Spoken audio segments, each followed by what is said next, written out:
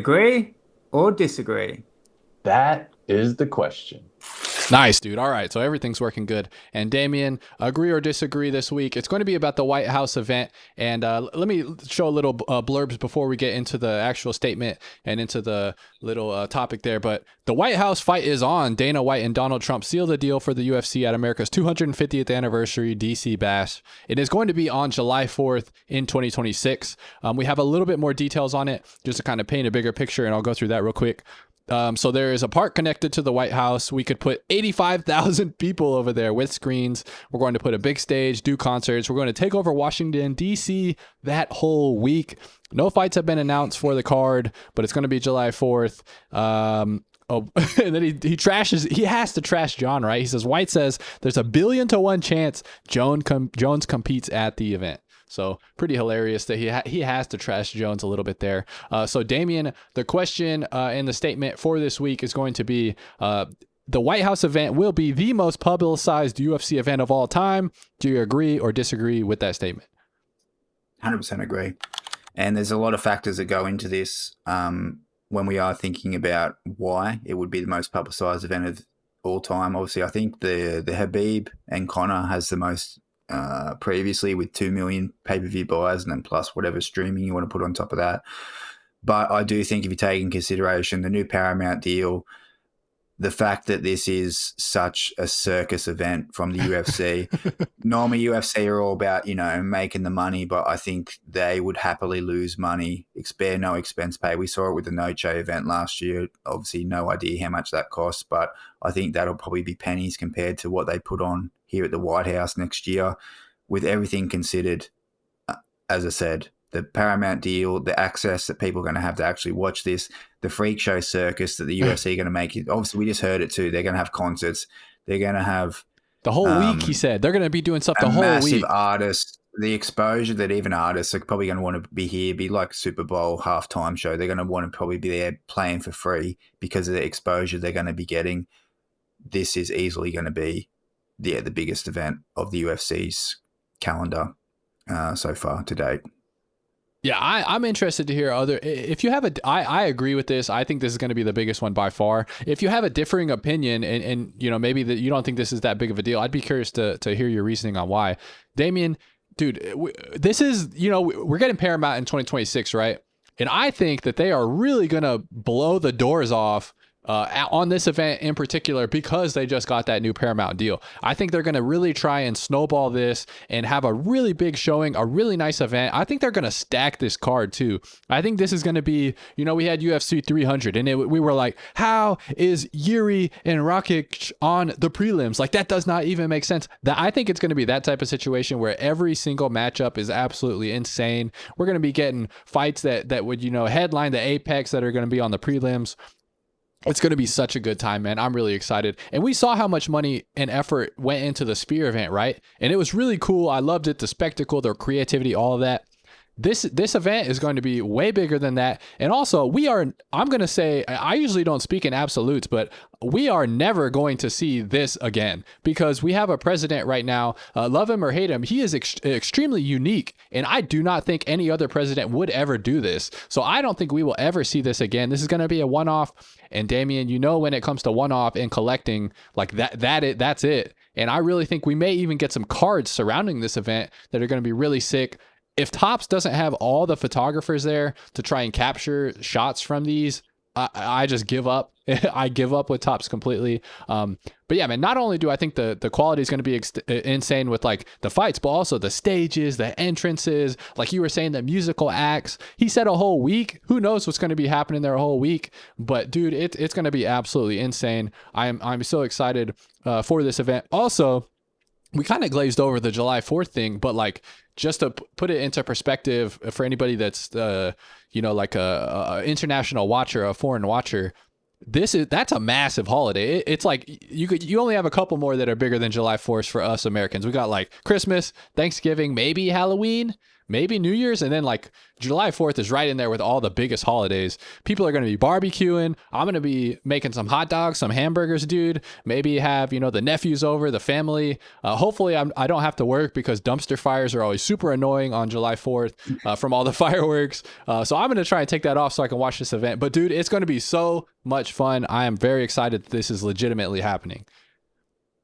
Yeah, man. As I said, it's got all the makings for it, regardless of what you want to think, how it's come together, why it's come together. It doesn't matter now, it is happening. And I think it'll be one of those events, as you said, that is going to be historical for sure, for not only because it's at the White House, but because of where the UFC is at as a sport, where it's going to be. And we're obviously talking another 10 months away. So it's going to be even harder to take a grasp of where the UFC will be as a sport, the events we're going to have leading up to that, the events they're going to put on. And I completely agree, there's no other way without Donald Trump and that this fight would ever happen. Mm-hmm. So obviously the relationship between Donald Trump and Dana White is what's made this happen. And that's also why I think UFC as a sport, we talked about it being so international, it can be so streamlined now because there's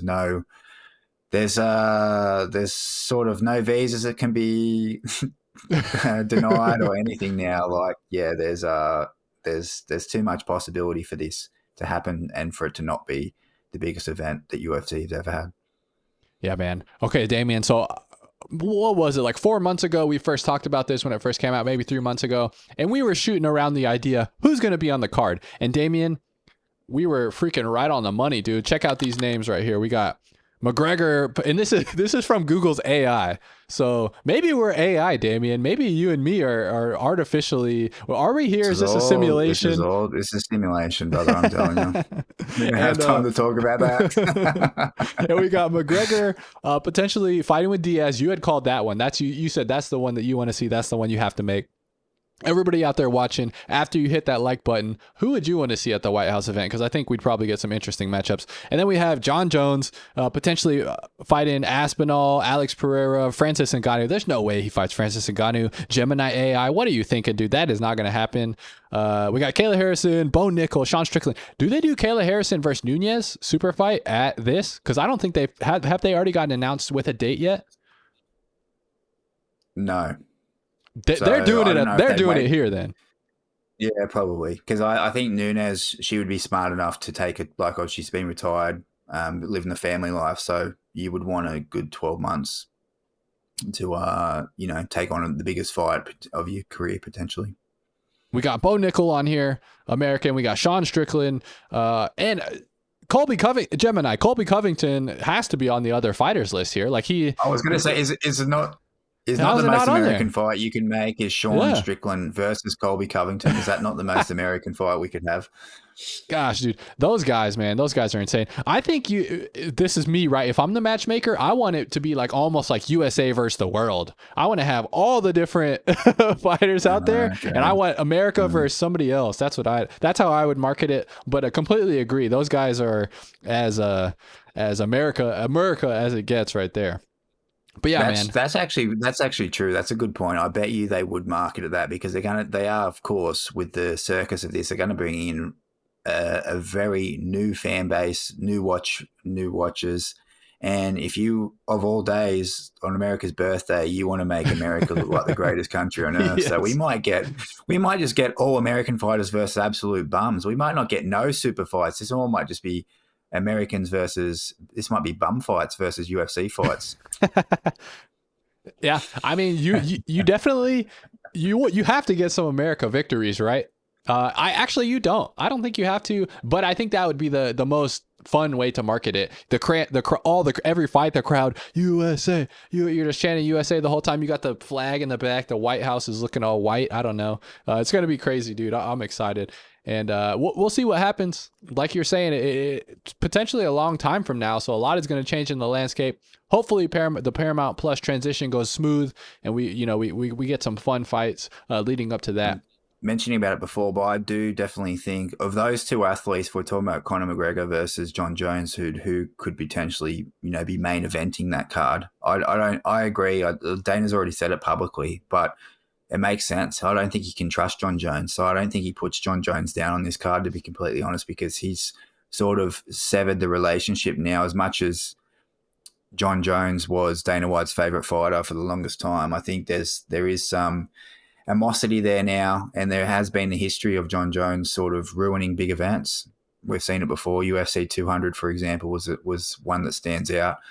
But I don't think he could be trusted to get this card done. And when you are talking about the magnitude of this card, you can't have anyone on the main card pulling out. So, as I said, as much as Conor McGregor doesn't look like the reliable type, unfortunately, if you're putting him up against Jon Jones, I think he's more reliable at this point. So, which is a crazy thing to say. That's absolutely that's crazy. wild, bro. Agree or disagree on that? That deserves its own segment. But yeah, no. As I said, like regardless of those two, I don't think Jon Jones gets a look in for sure. As I said, I think that's not only been said publicly by Dana, but makes a lot of sense from my perspective as well. I think but it's yeah, all, not much going on. I think it's all bargaining, dude. I think it's just a strategic play from Dana to try and make Jones think that it's not possible so that he'll take a lower amount. There's no way business-wise Dana would not want Jon Jones, one of the greatest fighters of all time, on this card. And I could be wrong, but I want to say that Jones brings in very solid, even recently brings in like pretty good pay-per-view numbers, pretty good eyeballs. And if you're even a somewhat casual fan, you know who Jon Jones is. So I think that's a little disingenuous when Dana was saying that. And I think it's kind of gamesmanship of him just like playing the bargaining game. Yeah, we'll say that for another time. I don't think so. I think honestly, I think Jon Jones has let that company down too many times, whether it be pulling out of fights or with controversies.